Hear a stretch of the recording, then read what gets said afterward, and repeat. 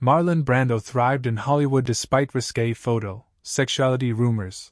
Author Burt Kearns has written new book Marlon Brando, Hollywood Rebel. It was 1953 when Marlon Brando found himself in a compromising position. The actor, who had returned to Hollywood from New York City to begin filming, was featured in another picture, one that remained underground for more than 50 years. It wouldn't be until 2004 that the risqué photo, which showed the star engaged in a sexual act with an unidentified male, was posted on the internet. For decades, many wondered who the other participant was or if the racy snap was even real.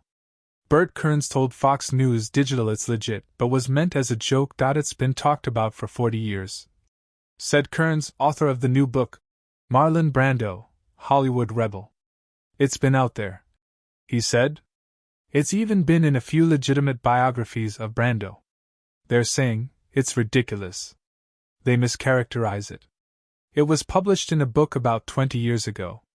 Now you can find it on the internet, and apparently, yes, it's real. According to Kearns, the photo was taken at a party in New York City.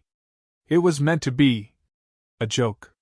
It was a party that was hosted in Harlem by one of the people who founded the drag balls, which later became the Vogue balls in the 80s. Kearns said. The unidentified man was one of the initial people that ran those. And yes, apparently the photo was real. Brando laughed about it. He added.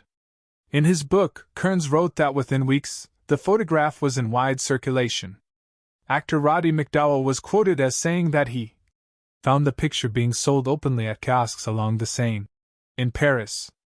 Kenneth Anger, the controversial author of Hollywood Babylon, alleged to an interviewer that he possessed a copy of the photo and attempted to convince a publisher to print it for years but was unsuccessful. In the 2006 book, Brando Unzipped, author Darwin Porter wrote that Brando's first wife, Anna Kashfi, intended to show the photo in court as proof of his perversity during their bitter divorce and child custody fight that began in 1959.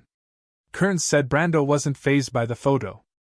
Instead, Brando prioritized his acting, which led to a decades-long career in Hollywood without ever being blackballed. It wasn't a big deal to him. Kearns said. What can you do to someone? You can cancel them? How do you cancel somebody if they don't care if they're canceled or not? Part of that also has to do with Brando's mastery of the press and the media. You can see how the gossip columnists and the entertainment journalists in the 50s didn't know what to make of this guy. They would make up stories about his life. He would just brush them off. He wouldn't answer their questions.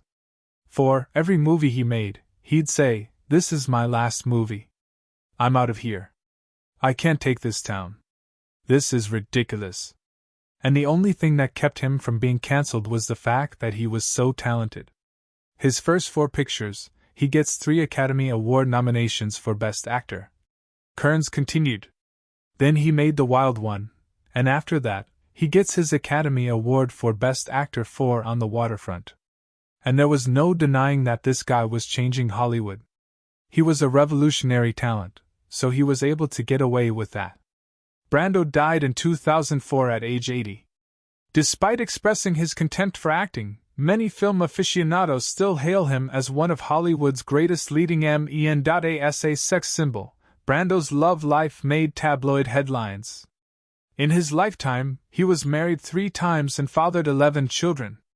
He was also open about his bisexuality, telling a French journalist in 1976, as quoted by People magazine. Like a large number of men, I, too, have had experiences, and I am not ashamed. I have never paid much attention to what people think about me. Kearns' book noted that Phil Black, a female impersonator who hosted the Harlem Bash Brando attended, allegedly dared the star to take the photo. Porter quoted actor Tom Ewell as claiming that Wally Cox, Brando's childhood friend, went along with it. Kearns told Fox News Digital that while Brando and Cox's relationship has driven speculation over the years, it was strictly platonic. Marlon Brando met Wally Cox when he was about 9 years old, back when he was living outside of Chicago. Said Kearns. He met him in elementary school, and Wally Cox was a spindly little guy. When Brando moved to New York City in the 1940s, he's walking on 6th Avenue in Greenwich Village with his sister. Who comes along walking down the street? Wally Cox. Brando goes, "Hey Wally." And they hit it off just like they were never away from each other for 10 years. Marlon Brando would say that Wally Cox was more than a friend, more than a brother to him. Kearns said. People said he was his lover because Marlon Brando was very open about his sexual relationships and his relationships with men and women. But it seemed that the relationship between Brando and Wally Cox was much different than that. They were soul brothers. Brando loved him like the brother he never had. Kearns said Brando, an intensely private star, was devastated when Cox died from a heart attack in 1973 at age 48. A heartbroken Brando turned to Cox's widow and pleaded to scatter his ashes in the hiking places they once frequented together. She said yes. She found out 20 years later that Brando never scattered those ashes. Said Kearns. He kept them next to his bed. He would carry them in the urn in his car. When he drove, he talked to them. He stole a pair of Wally Cox's pajamas and kept them with him. When Brando died, his ashes and Wally Cox's ashes, portions of them were scattered together in Death Valley. Kearns said. So, their friendship lasted beyond into eternity. For people to think that they were lovers, I think they were more than that, and that sort of cheapens it. Milagros Tirado, Millie Beck, Cox's second wife, and Patricia Cox Shapiro, Cox's third wife, told the Los Angeles Times that they didn't believe the two actors were lovers. I never had a sense of that, said Beck. I had a sense of true brotherly love. I never saw evidence of that, Shapiro said. I saw two guys pillow fighting. First of all, I knew Wally pretty well. Even though Marlon had orgies, Wally never participated in them. I trusted Wally implicitly. They'd do all sorts of athletic things together, like swimming, motorcycles, hiking, Indian wrestling. Another relationship Kearns wanted to address was the one Brando had with James Dean. Everybody said that Brando and Dean were lovers, said Kearns. Well, if you look at the story, do you see that really? No, James Dean was in love with Marlon Brando, but he was in love with the character in The Wild One. He loved Johnny Strabler. And after Brando did the role, he moved on. He's like, I moved on from this, and this Dean kid keeps bothering me. There was a famous scene at a party where Dean sees Brando and starts following him from room to room, said Kearns.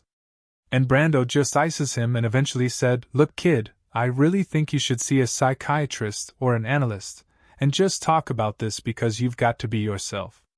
Brando said he figured the kid would grow out of it, and he would eventually become a great actor because he could identify with his upbringing in the Midwest, and the issues he had with his parents.